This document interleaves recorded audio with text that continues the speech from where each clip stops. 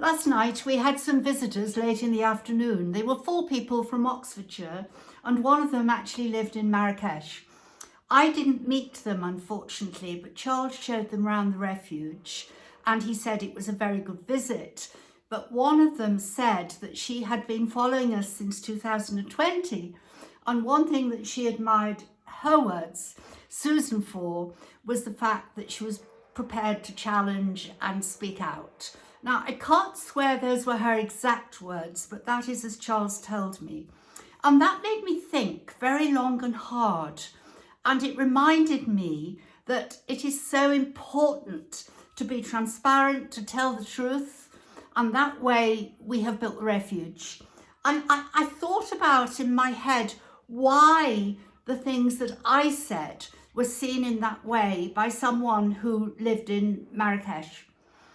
And I think it had been said that it's quite difficult in Morocco. So why is it difficult in Morocco? And I think there are 2 reasons. I think it's administrative and cultural. The administration in Morocco is quite intense. And it was born out of, I don't wish to criticise the French, but very much the French system. Everything is still stamped, it's numbered, it's regulated. So to make a decision or submit a paper, it takes a long time. The second reason I think is cultural, that the Moroccan people, again, this certainly isn't a criticism of the Moroccan people, I actually do respect a sense of order and regulations, and they work through the regulations. And it isn't in their nature to challenge in the same way that I would in the West. So I come from the West, having had a job that was based on challenging, on questioning, on cross-examining. But somehow here at Georgia, we've been able to bring those 2 cultures together. And I have a team that supports me to the hilt. But I also realised, having thought that through, how important it is to continue to challenge if challenge is the right thing to do. And there are 2 areas I want to cover and 1 incident. So there are 3 things I want to briefly cover.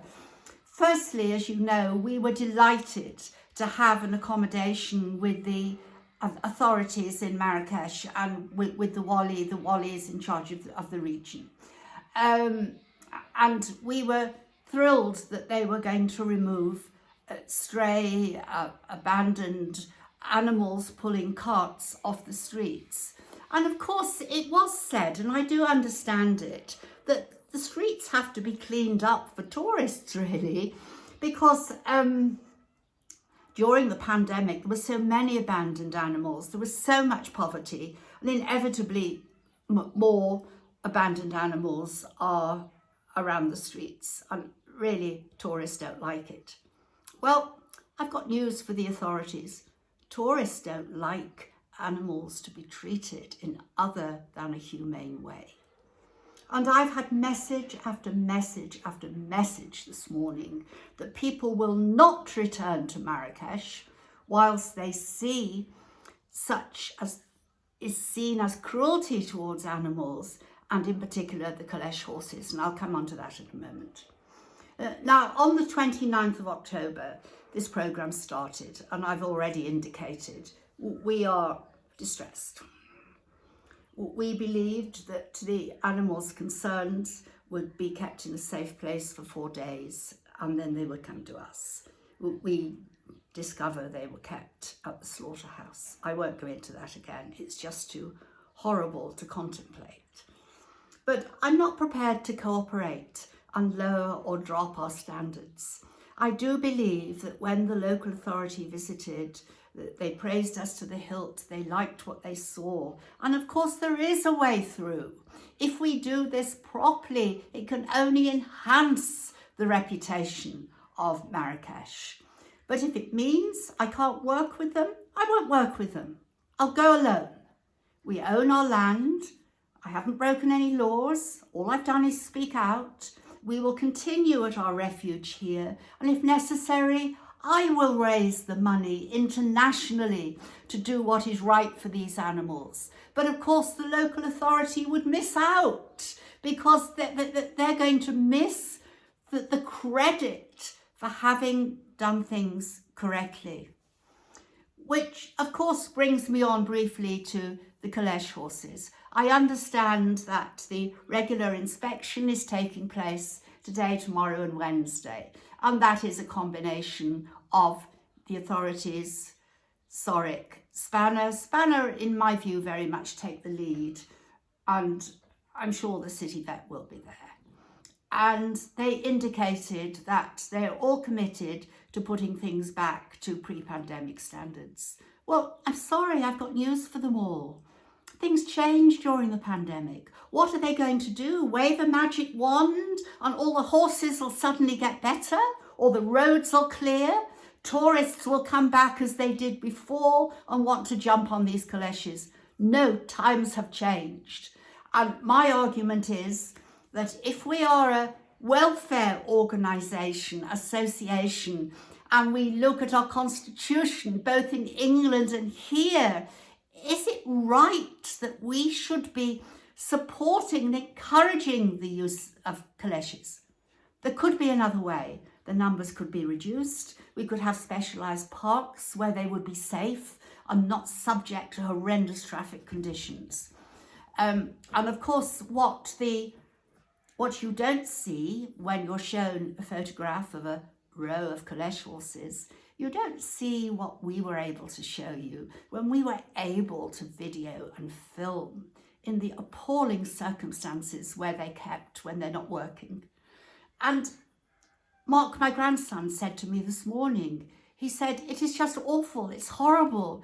He said, I've seen a horse desperately trying to sleep, but it's so tightly tethered, it can't lay its head down. Now, these are the things that concern and worry tourists, and tourists are not stupid. Tourists come from the non-Moroccan world.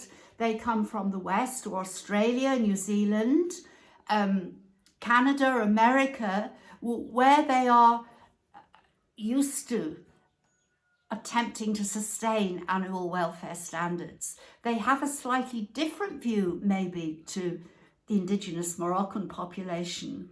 But believe me, if you want tourists, that's what you've got to meet. You've got to listen to us. You've got to listen to us that know the West, that come from the West. No one loves Morocco more than I do. No one is more committed to Morocco than I am. But we can share our knowledge, our information, and we can make a better world here in Morocco when it comes to the interaction between humans and animals. Which brings me on to my final point. Last night at 6 o'clock, I get a phone call from a Moroccan couple. The husband didn't speak English, the wife spoke a little English, and they were able to tell me that they had found this donkey wandering. Didn't know where it was going. It appeared to have an eye gouged out. And what could they do? Of course, I said it's 6 o'clock at night, everybody's gone, what can I do? And they kept on. They said, well, we can't just leave it. And they were right. So what did I do? I phoned Ayoub, who was off. He was in Marrakesh. He was able to go and sit with them and assist. They arranged transport. They brought it up here. Boys came back from the village and were here to meet it and to take it and make it comfortable in a stable. The husband, very, very kindly, he insisted on opening his wallet and he gave us a very substantial amount of money to pay for the doctor's fees. And the doctor has been here this morning. And I must update you. George is a large animal. He's clearly worked hard all his life. He's had a break in a front leg that has repaired itself, but it's disfigured. And the vet inspected his eyes carefully. Good news, he still has a little sight. The bad news is the vet confirmed it was done by human hand. Around the eyeball, it was cut with a knife. You may be bewildered. I'll tell you what I think. and it's my opinion, so I could be wrong. If you have an animal you want to abandon, and you abandon them, they attempt to find their way home. That's what happened when we took a donkey who'd been injured on a dual carriageway. He was attempting to find his way back to an old home. And of course, what better way to prevent them finding their homes and keep reappearing than damage their eyes? That is a possibility. But at 6 o'clock at night, I was prepared to take the call. And within an hour, all my staff were prepared to cooperate and react. That's another slight cultural difference. I've found very much in Moroccan society that things happen between set hours and things are very regulated. So if you're closed at 6, you're closed at 6. I'm much more instinctive. If something needs to be done, well then damn well do it, and we'll do it now. And that's what we do. I have to say, I cannot thank the Moroccans, the people out there who support us. I may be making various institutions very cross. I accept that. I may be very unpopular, but I tell you what's happening? The people are with us. I promise you, the people are with us.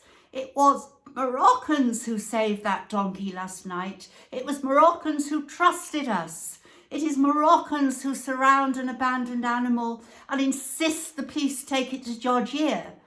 So things are changing, and I'm very upset and very angry about what I have seen this week. But things will change because I will not stop. I will put the arguments to the people where it matters. And if the arguments have validity, hopefully they will listen and we can come to an accommodation.